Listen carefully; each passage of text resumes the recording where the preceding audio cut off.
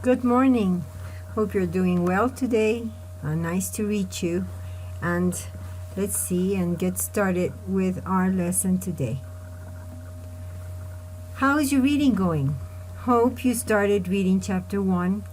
Considering the situation we're going through, it seems a good idea to spend your time reading. Okay, maybe you didn't, so I'm going to read with you from pages 1 through 4.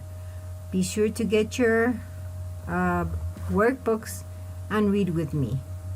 Pay attention to my pronunciation, my intonation. Check if I respect the punctuation marks. If not, let me know. Let's begin. Chapter 1, Little Miss Mary. Nobody seemed to care about Mary. She was born in India, where her father was a British official. He was busy with his work, and her mother, who was very beautiful, spent all the time going to parties. So an Indian woman, Kamala, was paid to take care of the little girl. Mary was not a pretty child. She had a thin, angry face and thin yellow hair. She was always giving orders to Kamala, who had to obey. Mary never thought of other people, but only of herself. In fact, she was a very selfish, disagreeable, bad-tempered little girl. One very hot morning, when she was about 9 years old, she woke up and saw that instead of Kamala, there was a different Indian servant by her bed. "What are you doing here?" she asked crossly. "Go away and send Kamala to me at once." The woman looked afraid. "I'm sorry, Miss Mary. She can't come." Something strange was happening that day. Some of the house servants were missing, and everybody looked frightened. But nobody told Mary anything, and Kamala still did not come.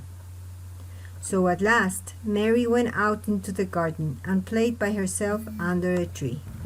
She pretended she was making her own flower garden and picked large red flowers to push into the ground. All the time she was saying crossly to herself, "I hate Kamala. I'll hit her when she comes back." Just then she saw her mother coming into the garden with a young Englishman.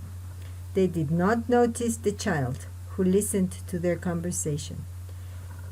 "It's very bad, is it?" her mother asked the young man in a worried voice. "Very bad," he answered seriously. "People are dying like flies. It's dangerous to stay in this town. You should go to the hills where there's no disease." "Oh, I know," she cried. "We must leave soon." Suddenly, they heard loud cries coming from the servants' rooms at the side of the house. "What's happened?" cried Mary's mother whitely. "I think one of the servants just died. You didn't tell me the disease is here in your house." "I didn't know," she screamed. "Quick, come with me." And together they ran into the house. Now Mary understood what was wrong. The terrible disease had already killed many people in the town, and in all the houses people were dying. In Mary's house, it was Kamala who had just died. Later that day, 3 more servants died there. All through the night and the next day, people ran in and out of the house, shouting and crying. Nobody thought of Mary. She hid in her bedroom, frightened by the strange and terrible sounds that she heard around her. Sometimes she cried, and sometimes she slept. When she woke the next day, the house was silent. "Perhaps the disease has gone," she thought, "and everyone is well again. I wonder who will take care of me instead of Kamala. Why doesn't someone bring me some food? It's strange, the house is so quiet." But just then she heard men's voices in the hall. "How sad," said one, "that beautiful woman." "There was a child too, wasn't there?" said the other, "although none of us ever saw her." Mary was standing in the middle of her room when they opened the door a few minutes later. The 2 men jumped back in surprise. My name is Mary Lennox, she said crossly. I was asleep when everyone was ill, and now I'm hungry. It's the child, the one nobody ever saw, said the older man to the other. They've all forgotten her. Why was I forgotten? Asked Mary angrily. Why has nobody come to take care of me? The younger man looked at her very sadly. Poor child, he said. You see, there's nobody left alive in the house, so nobody can come. In this strange and sudden way, Mary learned that both her mother and father had died. The few servants who had not died ran away in the night. No one had remembered little Miss Mary. She was all alone. Okay, guys, from there on, start reading on your own, okay? Very good.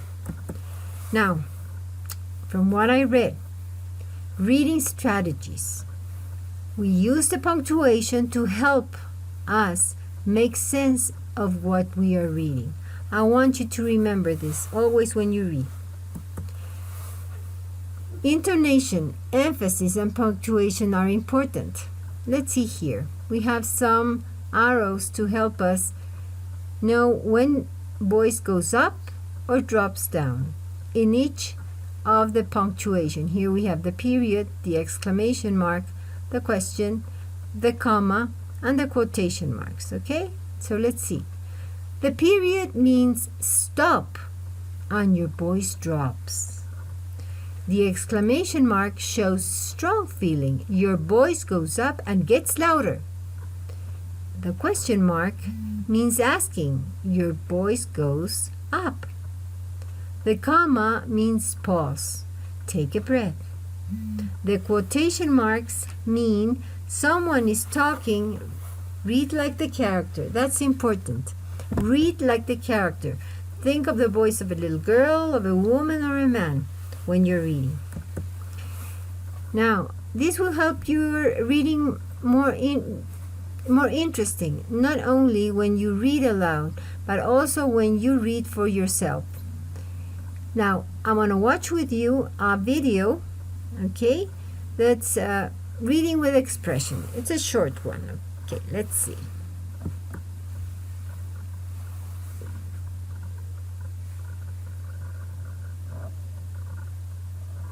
Let's see. Let's wait a little bit until it uploads.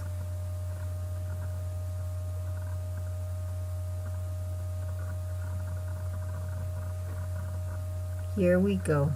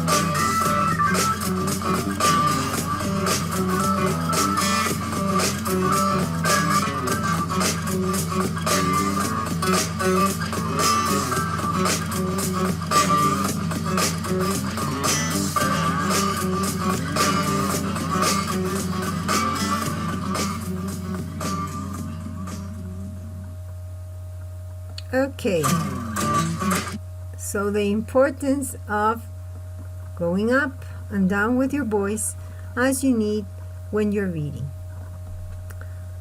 So now for you to revise and learn, you will find in this link a complete explanation and an exercise. Do it just to check how well you do. This exercise is only for you. You do not need to send it to me. Keep working on your group presentation. Help your coordinator do the best. That's it for today, guys. Take care, be safe, stay at home. Bye. See you next class.